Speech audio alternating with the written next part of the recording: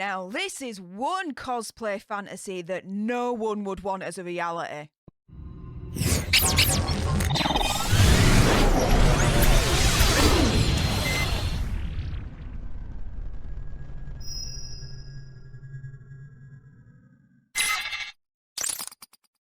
Hey up everyone, it's me, Stef The Alter Nerd, your nerdy alternative, and welcome to another dose of the Daily Nerd, where I break down the true crime story of the day that's pretty much caught the eye. And yes, there was an evil cosplay model roaming the earth, and one day she just decided, you know what, I've got a really good idea. I'm gonna end my boyfriend's life. Why? What the deuce happened? I'm going to break it down for you all in a moment. Before we do so, though, firstly, to YouTube human reviewer, I am not going to go into any detail. I'm just going to give the overview, the basics. And for you watching at home, if you love true crime on the daily, delivered with a little bit of sass and gobbiness, then make sure whatever you do next, you smash the hell out of that subscribe button, like, share, comment, all of that good stuff. And let's jump into it, shall we? So, back in October 2019, this is where this story begins. Melissa Turner, she was aged 26 at the time. She was arrested and charged with ending the life of her boyfriend, Matthew Trusler, aged 25. Now, at the time, the article reports that the couple argued after he woke her up, returning home at 4 a.m. in the morning on October the 18th. And during the fight, she stabbed him, left him to basically, let all the red stuff gush out of him. And that was it. His life ended at that point. Now, let me just put it to you straight. If my fella decided one night, do you know what, I'm going to go out on a lad's night out, let's just say, right? And he rocks in at 4 a.m. in the morning. And he wakes me up. Am I going to be happy? Hell no, because, dudes, I like my beauty sleep, all right? I definitely need it. But is my first thought, or any thought, going to be, do you know what? I'm going to end him. No! Who thinks like that? Who does that? Oh my goodness, this is insane, guys. Absolutely insane. Now, she turns round and she waits, no word of a lie, 4 hours. 4 freaking hours, you guys. 4 hours before she actually calls for help.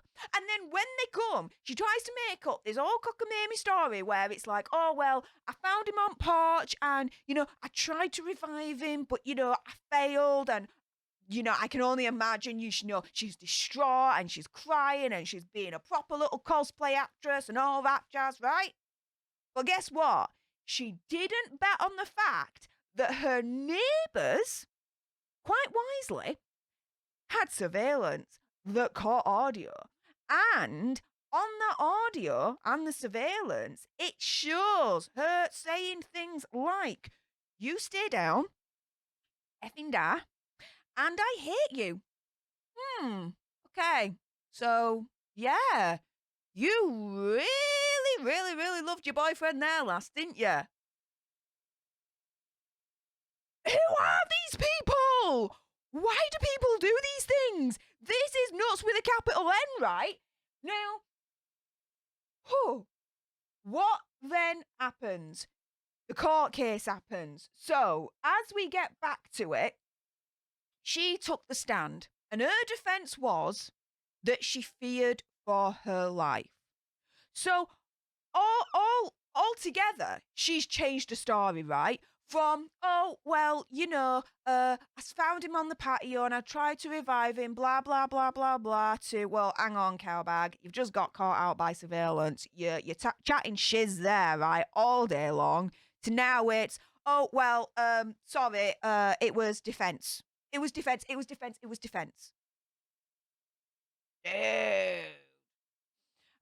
yeah, her defense at court was that she feared for her life, and that's how the unfortunate incident happened. She told jurors that she acted in self-defense when she stabby her boyfriend, Matthew Trusler. She tearfully recalled how she had been asleep when Trusler suddenly woke her after a day and night of drinking. They fought, Turner claimed that the boyfriend was not being nice to her physically with the throat situation, that he threw her, and that he grabbed a stabby implement. And that she told the jurors that when Trusler put down the stabby implement, he started to not be physically nice again to her throat. But then she grabbed the stabby thing and started to defend herself. She says, I thought he was going to end me. Now, the state's attorney's office for the 13th Judicial District charged Turner with a single count of second-degree ending of someone's life just days after the incident in October. Now, at the time, she was facing life. Now, earlier on in that court case, the jurors heard from witnesses for the prosecution, including Detective Ryan Lagasse. Now, he apparently was among the first people from the Hillsborough County Sheriff's Office to arrive at the scene on that morning of the incident. He then began canvassing the neighborhood, detailing his findings, being a proper good police officer as he is, and filed the case and then put on the stand. The report and his testimony basically centered on the footage he discovered from a neighbor's Nest camera, which, if you remember, had the audio to include with it that caught her saying, "You stay down, I hate you, die." Like, is that someone acting in self-defense? Because I'll tell you something, my opinion, conspiracy theory, whatever. Hell no. Hell no. But in terms of that audio, Law and Crime, which is this particular article that I'm reading from, spoke with the cosplay model's attorney called John Trevina about this audio, and he admitted that it is his client. It is the cosplay lass that is heard saying those things. He then says, we have several issues supporting why we believe that the jury should find her not guilty. These issues include expert testimony from our audio/video expert, Bruce Koenig, that the Nest video audio recording from a neighbor across the street was manipulated in select areas to amplify the volume to make it sound like she was screaming much louder, and the portions wherein the alleged victim is speaking are completely inaudible. Further, there are the issues of self-defense and heat of passion. However, and this is a good little question here, the report don't answer why she waited freaking 4 hours to notify authorities and then allegedly then changes her story after, the deputies, the police dudes, arrive on the scene to find her absolutely covered in the red stuff.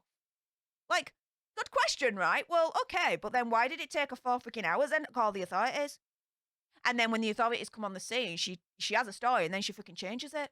Oh, and she's covered in the red stuff as well. So, hello, how do you explain all that?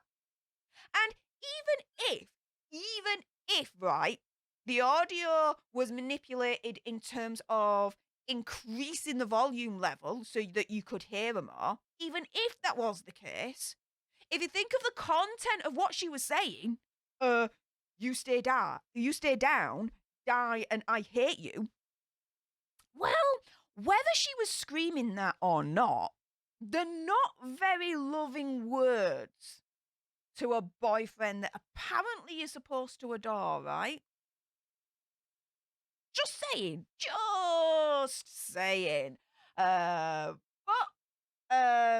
The article basically then says, at the end of the day, detectives on the scene were able to determine there and then that she did not call for police or rescue until after 4 hours.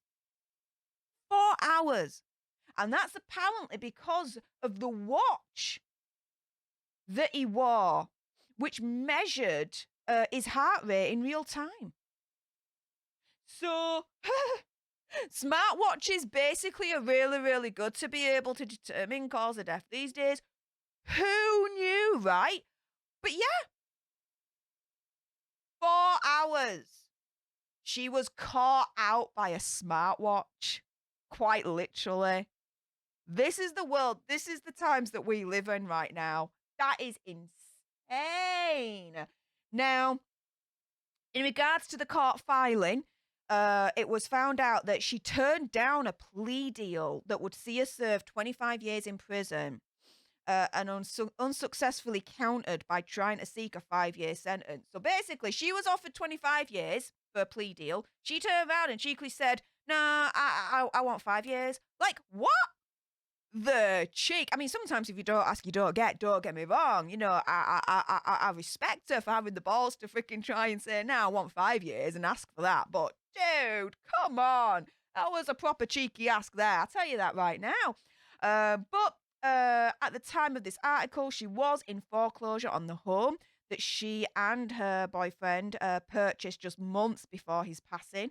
Citizens Bank sent a civil action summons in August and filed after Turner failed to meet a deadline in the case. Now, guess what the outcome of this court case was? Do you think she was found guilty or not guilty after everything I've just mentioned there?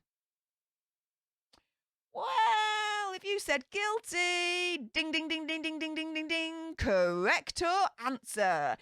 Yes. So, last week, she was found guilty. She was convicted of second-degree ending of someone's life for the boyfriend, the life that she took from. And so, as the article says, and I love this bit, she will be donning an orange jumpsuit instead of fantasy costumes for the next 20 years. Now, remember, I just mentioned that there was a plea deal of 25 years that was on the table. She countered with a proper cheeky offer of 5 years. She's found guilty and she gets 20 years. So, is it really justice because she actually got less than the plea deal that was offered? Do you see where I'm coming from there? I'm feeling a little bit icky about that. But anyway, so during her sentencing on Friday last week, she claimed that she was the real victim. She said that Trusler had many demons. She said that he went for her first on that night in October and that she defended herself.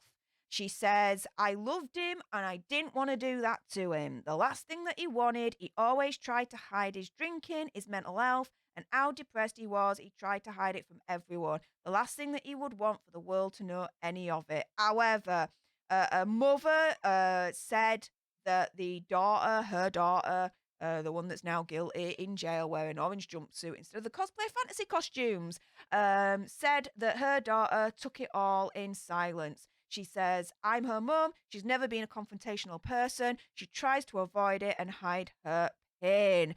But Matthew Trusler's mother, Margaret McLaughlin, turned around and said, "This is absolute BS. I ain't having you take my son's name and drag it through the mud any further." She says, "The story that you have contrived has caused me as much pain as his passing. You and I both know that Matthew was the best thing that ever happened to you." She went on to tell Turner that her son loved her. "I have no doubt what is going to happen to you here today would have caused him great anguish."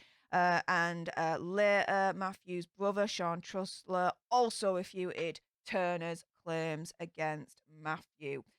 So, yeah, that was the story of a cosplay model that decided one early morning that, boyfriend wakes her up at 4 o'clock in the morning. She ain't happy. So, yeah, he ain't on this earth anymore. Who are these people? Like, where do they come from? Why does this happen? Like, I really don't. I'm so naive. Quite clearly. Like, but woken up in the middle of the morning and, like, it ends up in the boyfriend not being around anymore. Like, how does it get to that point? How does it escalate to that point? It is nuts with a capital N. It's insane. And the fact that she was offered that plea deal of 25, she rejects it. She goes to court, she rolls the dice, and she gets 20 years, which is less than the plea deal. That leaves a little bit of a funny taste in my mouth. Should have gotten more than the plea deal rather than less. I kind of feel that she's slightly won in a slight way, which is awful and shouldn't have happened. But hey, that's the American justice system for you. What do you guys think about this completely insane story? Let me know in the comments down below. Sound off with your gobs as ever. And if you haven't done so already and you love true crime on the daily, served with a little bit of sass and gobbiness, then make sure that before you leave this video, you smash the hell out of that subscribe button, like, share, comment, all of that good stuff. And until the next time, you guys, laters.